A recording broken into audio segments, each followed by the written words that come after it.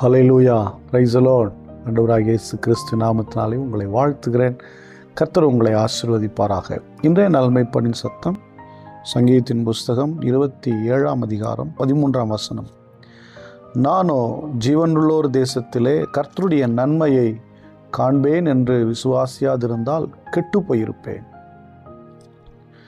தாவீது எழுதின இந்த சங்கீதத்தில் அவர் தன்னுடைய விசுவாசத்தினுடைய அந்த படிகளை அநேக இடங்களில் சொல்லுகிறதை பார்க்க முடிகிறது. இந்த சங்கீதத்திலேயும் இந்த விசுவாசத்தை குறித்து சொல்லப்படுகிற ஒரு எதிர்காலத்தை குறித்து பேசக்கூடிய ஒரு வார்த்தை. நானோ ஜீவனுள்ளோர் தேசத்திலே கர்த்தருடைய நன்மையை காண்பேன்.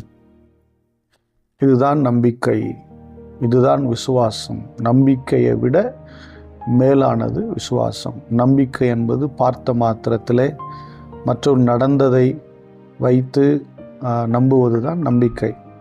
ஆனால் இதுவரை இப்படி நடந்ததில்லை, நடக்குமா என்பது தெரியாது, நடந்தாலும் நடக்கலாம், இல்லாமலும் இருக்கலாம். இப்படிங்கிற நிலையை முழுவதுமாய் உறுதியாய் பிடித்து நம்பிக்கை கொள்வது தான் விசுவாசம் என்று வேதம் சொல்கிறது. அப்படிப்பட்ட ஒரு விசுவாசத்தை குறித்தான் தாவீது எழுதுகிறார். நான் ஜீவனுள்ளோர் தேசத்தில் கர்த்தருடைய நன்மையை காண்பேன். எனக்கு அன்பான தேவனுடைய பிள்ளையே, உங்கள் வாழ்க்கையில் இதுவரை நன்மை பார்க்கவில்லையா? என் வாழ்க்கையில் நல்லதே எனக்கு நடக்கலை அப்படின்னு சொல்கிறீங்களா?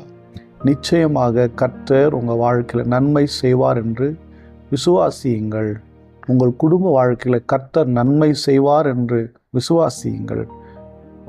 உங்கள் பிள்ளைகளுடைய வாழ்க்கையில் கர்த்தர் நன்மை செய்வார் என்பதை விசுவாசியுங்கள். உங்கள் தொழிலிலே தேவன் நன்மை செய்வார் என்பதை விசுவாசியுங்கள். உங்கள் வேலையில் தேவன் நன்மை செய்வார் என்பதை விசுவாசியுங்கள்.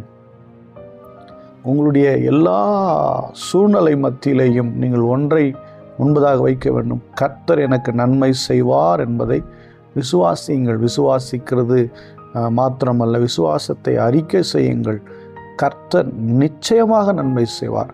நாம் ஆராதிக்கிற தேவன் நன்மை செய்கிற தேவன். ஆண்டவராகிய இயேசு கிறிஸ்து கலிலேயா கடற்கரை முழுவதுமாய் சுற்றி வந்தார். எப்படி சுற்றி வந்தார்? நன்மை செய்கிறவராக சுற்றி திரிந்தார். என் அன்பு தேவனுடைய பிள்ளையே, உங்கள் வாழ்க்கையில் நன்மை குறைந்து போயிருக்கிறதோ? வசனம் சொல்லுகிறது, கர்த்தரை தேடுகிறவர்களுக்கு ஒரு நன்மையும் குறைப்படாது. உங்கள் தேவனாகிய கர்த்தரை நீங்கள் தேடுங்கள் என்று வேதம் சொல்லுகிறது. என் அன்பு தேவனுடைய பிள்ளை, தினமும் அவரை தேடுங்கள். சமயம் கிடைக்கும் போதெல்லாம் அவருடைய சமூகத்தில் அமருங்கள். தேவன் நமக்கு பொக்கிஷமாய் கொடுத்த வேதத்தை தியானம் செய்யுங்கள். நிச்சயமாக எல்லாவற்றிலும் நன்மை வரும். எல்லாம் உங்களுக்கு ஃபேவராக தான் மாறும். சூழ்நிலையெல்லாம் ஃபேவர் இல்லாத மாதிரி இருந்தாலும் கவலைப்படாதீங்க. தேவன் உங்களுக்கு நன்மை செய்வார். நீங்கள் அதை என்னைக்கும் மறந்துடாதீங்க. தேவன் எப்பொழுதும் எனக்கு நன்மை செய்வார் என்பதை நீங்கள் அறிக்கை செய்வதும் விசுவாசிப்பதும் இருந்தால் நிச்சயமாக நடக்கும். அதான் சொல்கிறார் அவர், ஜீவனுள்ளோர் தேசத்தில் கர்த்தருடைய நன்மையை காண்பேன் என்று விசுவாசியாதிருந்தால் நான் கெட்டு போயிருப்பேன். நான் சொல்கிறேன், கர்த்தரை விசுவாசித்தவர்கள் ஒருபோதும் கெட்டு போவதில்லை. விசுவாசிக்காமல் கெட்டு போனவன் எவ்வளோ பேர் இருக்கான். ஆனால் அவரை விசுவாசித்தவன் கெட்டு போனதே கிடையாது. விசுவாசிக்கிறவனுக்கு எல்லாம் கூடும், விசுவாசிக்கிறவனுக்கு எல்லாம் ஆகும். என் அன்பு தேவனுடைய பிள்ளையே, அவரை விசுவாசிக்கிறீங்களா? ஆண்டவருடைய நன்மை பெரிதாக இருக்கிறது. ஹல்லேலூயா. நம்ம எல்லாரும் ஸ்தோத்திரம் பண்ணுவோமா? ஸ்தோத்திர ஆண்டவரே, எங்கள் குடும்பங்களில் நன்மை வரும் என்று நாங்கள் விசுவாசிக்கிறோம். இதோ பார்க்கிற பிள்ளைகள் வாழ்க்கையில் நன்மை நீர் செய்ய போகிறீர். அதற்காக ஸ்தோத்திரம், ஸ்தோத்திரம். அன்பின் பிதாவை உம்மை ஸ்தோத்திரிக்கிறோம்.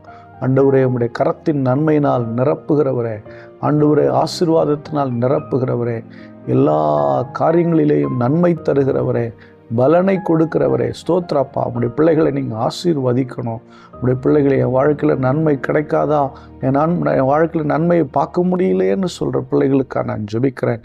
இப்பொழுது இந்த வார்த்தையின்படி உம்முடைய பிள்ளைகளுக்கு நன்மை செய்வீராக.